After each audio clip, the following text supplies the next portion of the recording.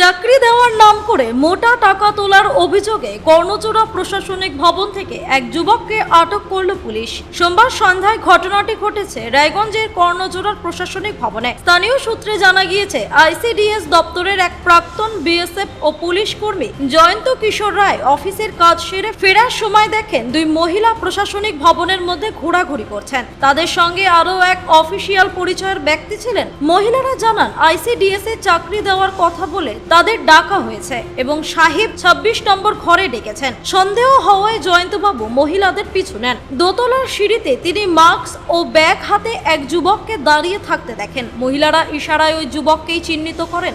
জয়ন্তবাবু এই যুবককে জিজ্ঞাসাবাদ করলে সে বলে শিলিগুড়ি থেকে এসেছে এবং 28 নম্বর ঘরে সাহেবের সঙ্গে দেখা করতে এসেছে। যুবকটি ফোনে সাহেবের সঙ্গে কথা বলিয়ে দিলেও কিছুক্ষণের মধ্যেই লাইন কেটে যায়। এরপর জয়ন্তবাবু নিরাপত্তা রক্ষীকে ডেকে যুবককে আটকে রাখেন এবং কর্ণচূড়ার ফাঁড়িতে খবর দেন। পুলিশ এসে যুবককে আটক করে নিয়ে যায়। ধৃতকে জিজ্ঞাসাবাদে উঠে আসে দুই মহিলার নাম। একজনের নাম অর্চনা বিশ্বাস, বাড়ি রায়গঞ্জ থানার রামপুর গ্রাম পঞ্চায়েতের লহন্ডা গ্রামে। অন্যজনের নাম চায়না রানী সিংহ, বাড়ি করণদিঘি থানার টুঙ্গিদিঘি এলাকায়। তাদের অভিযোগ, আইসিডিএস এ চাকরি দেওয়ার কথা বলে 5 থেকে 6 লক্ষ টাকা চাওয়া হয়েছিল। আগে দেখা করিয়ে দেবে, তারপর টাকা, এই শর্তেই তারা এসেছিলেন। প্রশাসনিক ভবনের মধ্যে এসে এইভাবে চাকরির নামে প্রতারণা চলছে। আমার সন্দেহ হওয়ায় আমি তাদের আটকাই। এদিন অর্থাৎ মঙ্গলবার ধৃতকে রায়গঞ্জ মুখ্য বিচার বিভাগীয় ম্যাজিস্ট্রেট আদালতে তোলা হয়। পুলিশ সূত্রে জানা গিয়েছে, ধৃতের নাম পঙ্কজ রায়, বাড়ি জলপাইগুড়ি জেলার ধূপগুড়ি থানায় খালপাড়া গ্রামে। ধৃতের বিরুদ্ধে ভারতীয় ন্যায় সংহিতা আইনের 318(4)(319)(2)(336)(2) ধারায় মামলা রুজু করেছে পুলিশ। এদিন ধৃতকে রায়গঞ্জ মুখ্য বিচার বিভাগীয় ম্যাজিস্ট্রেট আদালতে তোলা হলে বিচারক তদন্তের স্বার্থে 3 দিনের পুলিশি হেফাজতের নির্দেশ দেন। চলো। আপনার নাম? আমার নাম জয়ন্ত কিশোর রয়। আচ্ছা, কর্ণজোড়া ফাঁড়িতে একজনকে নিয়ে আসা হয়েছে, কি কারণে আনা হয়েছে, কি কারণে ওটাকে অ্যারেস্ট করা হয়েছে? আমি গেছিলাম অফিসিয়াল কাজে 3 তলায় কোনো একজন সাহেবের কাছে, অফিসিয়াল ব্যাপারে। যখন ফিরে আসছি আমার আইসিডিএস সেকশনে, তখন দেখছি যে 2জন মহিলা দাঁড়িয়ে আছে, তার সাথে আরেকজন অফিসিয়াল লোক সে দাঁড়িয়ে আছে। বলছে, দাদা, এই আগের দিনের মতো যে লোকটাকে ধরা গেল না, এবারও সেই ফট কেসে 2জন মহিলা এখানে দাঁড়িয়ে আছে, যে আইসিডিএসে চাকরি দেবে বলে একজন ওদেরকে ফোন করে ডাকছে যে আপনি 22 নম্বর বা 26 নম্বর রুম সম্ভবত, ওখানে আসুন, আমি আপনার কথা সাহেবকে বলে রেখেছি। ফোনে কথা বলতে বলতে মেয়েটি যখন আগাচ্ছিল, তখন মেয়েটিকে আমি বললাম, তুমি জানতে দেবে না যে তোমার পেছনে আমি অবজার্ভ করছি, তুমি তোমার মতো ফোন করতে করতে আগাও। ঠিক মেয়েটি আগায়, তার কিছুটা পেছনে আমি যাই। দেখা যায় দোতলা থেকে নামার সময় যে সিঁড়িটা বাঁদিকে, তখন ছেলেটি দাঁড়িয়ে আছে মুখে মাস্ক পরে, একটি ব্যাগ নিয়ে। তো মেয়েটিকে আমি জিজ্ঞেস করলাম, এটাই কি? মেয়েটি খালি ইন্ডিকেট করলো যে হ্যাঁ এটাই। এবার এইটুকু কনভারসেশন সম্ভবত আজ করতে পেরেছে।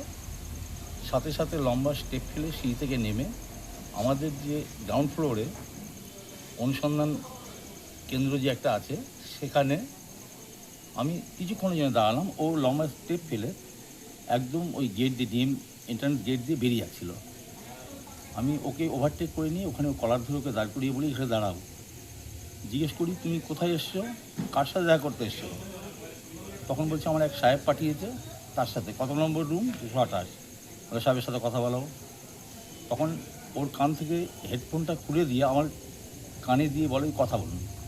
ওই পার থেকে কোনো একজন সাহেব কথা বলেন, কিন্তু তার কথা স্পষ্ট। যখন আমি বললাম যে স্যার, আমি একজন আইসিডিএস স্টাফ, আপনার অফিস কি 28 নম্বর রুম, আমি আপনার সাথে একটু দেখা করতে চাই, কারণ এখানে একজন সাসপিসিয়াস ব্যক্তিকে আমরা চিহ্নিত করেছি এবং আটকে করে ডিটেন করে রেখেছি। তো তখন এই ছেলেটি বলছে যে আমি কোনো অন্যায় করিনি, আমাকে ছেড়ে দিন। তার নাম পরিচয় কিছু বলেছে? হ্যাঁ, নাম পরিচয় বললো, আমার মনে নেই এই মুহূর্তে, নামটা মনে নেই আমার। তো ওকে জিজ্ঞেস করলাম, তোমার নাম কি, কোথা থেকে এসছে? বললো, শিলিগুড়ি থেকে এসেছি। কার সাথে কথা বলবে? বললো, আমার সাহেব ডেকেছে। কোন ঘরে ডেকেছে? 28 নম্বর রুমে। কোনো নামটাম বললো না, সাহেবের সাথে কথা বললেন। সাহেব ওই এন্ড থেকে কিছুটা আওয়াজ দিল, কিন্তু পরবর্তীতে সেই আওয়াজটা কেটে যায়। এইটুকুই এন্ড। ততক্ষণে আমি আমাদেরই একজন গার্ড ছিল, কোনো একজন সাহেবের, তাকে ডেকে নিয়ে আসলাম যে ভাই, আমি তো সিভিল ড্রেসে আছি, আমি একজন মানে এক্স পুলিশেরও লোক। তো তাকে বললাম তুই একটু আয়, দেশে আছিস, তাহলে ভয় পেয়ে যাবে। ঠিক ও এসে আমার পাশে দাঁড়ালো, তখন ওকে জিজ্ঞাসা করলাম কোন গেট দিয়ে ঢুকেছো, এন্ট্রি করেছো কি না, প্রশাসনিক বিল্ডিংয়ে তুমি কী করে ঢুকলে, তোমার কার সাথে সম্পর্ক, ডিটেল বলো। তারপরে একে একে সব লোকজন জড়ো হয়ে যায়। তখন ব্যাপারটা ক্লিয়ার হয়ে যায় যে না, এ সৎ লোক নয়। তখন আমি ফাঁড়িকে ফোন করি, ফাঁড়ি তৎক্ষণাৎ এসে নিয়ে ওর সাথে কথাবার্তা বলে বুঝতে পারে যে কিছুটা এর মধ্যে মনে হচ্ছে যেন অসততা আছে। তখন আচ্ছা, যে মহিলাগুলো এসেছিল কোথা থেকে এসেছিল এবং কিসের চাকরি দিবে বলে ওদেরকে নিয়ে আসা হয়েছিল? ওরা এসেছিল, আমি নামটা লিখে নিয়েছি ওদের। ওদের নাম হচ্ছে আপনার, একজন এসেছিল লোহান্ডা থেকে এসেছিল একজন, তার নাম হচ্ছে অর্চনা বিশ্বাস। বলেছিল আইসিডিএসের চাকরি দেবো একটা মোটা টাকার পরিবর্তে। কত টাকা বলছিল? 5 লাখ না 6 লাখ? আমাকে সেটা ওরা মানে ক্লিয়ার করেনি। একটা মোটা টাকার পরিবর্তে একটা চাকরি দেবে, কিন্তু তারা তাদের মুখ খুলতে চাইছিল না। তখন ওনাকে বললাম যে আপনার জন্য আমি ছেলেটাকে আটকে রাখলাম, আপনি কথা না বললে তো এটা ক্লিয়ার হবে না। তখন বললো হ্যাঁ, আমার কাছে টাকা চেয়েছিল, আমি দিব বলেছিলাম, কিন্তু তার আগে দেখবো। তখন আমাকে এখানে ডেকে নিয়ে আসে, সাহেবের সাথে কথা বলাবে, এইটুকুই। পরবর্তীতে আরেকজনের সাথে আমার মানে পরিচয় হয়, দুজন ছিল মহিলা। তো লোনটা একজন গেল, আরেকজন হচ্ছে আপনার টুঙ্গিদিঘি থেকে এসছে, টুঙ্গিদিঘি। তার নাম হচ্ছে চায়না রানী সিংহ, টুঙ্গিদিঘি থেকে এসেছিলেন। তো তারও সেম কথা, যে আমাদের দুজনকে ডেকে নিয়ে এসেছিলো। আমরা আশায় এসেছিলাম যে চাকরি তো পাওয়া যায় না, ঠিক আছে উনি যদি আমাদের চাকরিটা করিয়ে দেয়, বিশ্বস্ত সূত্রে কোনো সাহেবের সাথে কথা বলি, পরবর্তীতে তাহলে আমরা এগোবো। এই অবধি এন্ড, ততক্ষণই পুলিশ এসে ওনাদের উঠিয়ে নিয়ে যায়। কি বলবেন এরকম ধরনের একটা মানে প্রশাসনিক ভবনের সামনে ভবনের মধ্যে এসে? প্রশাসনিক ভবনের সামনে হয়তোবা এরকম কেউ আরও এসে থাকে, কিন্তু তাদের সেই মানে আইডিয়াটা নেই যে কে ফ্রড হতে পারে বা কে ফ্রড না হতে পারে। কিছুটা আমি প্রশাসনিক ভবনে আছি এখনও, আইসিডিএস সেকশনে, প্লাস প্রশাসনের সাথে আমি পুলিশেও কাজ করেছি। তার আগে আমি ভিআরএস নিয়ে বিএসএফ থেকে এসেছি। আমি পুলিশে বিআরএসের পরে, বিএসএফ থেকে আসার পরে অনেক দিন কাজ করেছি পুলিশে অ্যাজ এ ওয়্যারলেস অপারেটর। তারপরে এসেছি আমি হচ্ছে আপনার মানে আইসিডিএস সেকশনে অ্যাজ এ কন্ট্রাকচুয়াল রিএমপ্লয়মেন্ট হিসেবে। আমার সেই অভিজ্ঞতাটা আছে যে ফ্রড লোক কে হতে পারে, তার কথোপকথনে কিছুটা আঁচ পাই, যার জন্য আমি হিম্মত করে ওর কলারটা ধরে ওখানে ডিটেন করি। কামাখ্যা তারাপীঠ সিদ্ধতান্ত্রিক গুরু প্রশান্ত শাস্ত্রী।